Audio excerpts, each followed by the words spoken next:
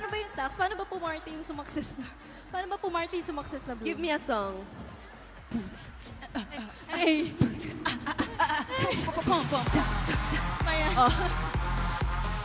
Pero syempre, hindi lang yung mga ganun yung nakita natin. May mga napansin ako na para bang matindi ang pinagdaanan this year. Alam mo yun? May mga heartbroken ba dito? Kasi kanina parang gusto nilang pumarty, pero Sample. parang may pumipigil sa kanila. Paano ba yung parang may pumipigil na party? Okay. Paano yung parang acting? Oh, kunwari.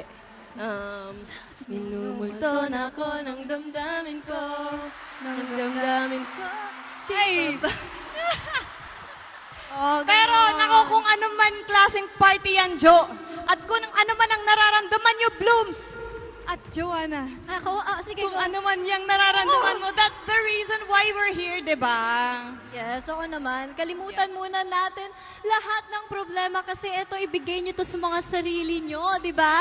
Ay, saya kayong matapos ng taon na, alam mo yun, happy tayo. Oo, di ba ang daming nangyayari this year. So we would want to end this year with a bang. Oh, yeah. With a good bang. With a good boom. Yeah. Oh yeah. Magbasa muna tayo ng mga ano. Ang dami dito. Oo nga! Aya, heart sign, please! Oh, heart sign. Aya, heart sign.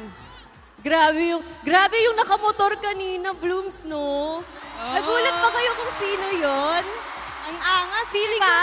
feeling ko in-expect nilang si Joanna yon kasi sa mga e-bike na pinopost ng mami mo. Oo, nandun yung tatay ko, hindi niya alam magmomotor ako ngayon. Pasensya na, daddy. Shout out Angas to ni Boyet. Joanna. Yan o, tropang Bloom, sa akin na naman napunta yung topic. Okay, sabi dito, from Bacolod to Binified, tumakas lang po. Ayan ha, sige, tumakas But anyways, ka pa.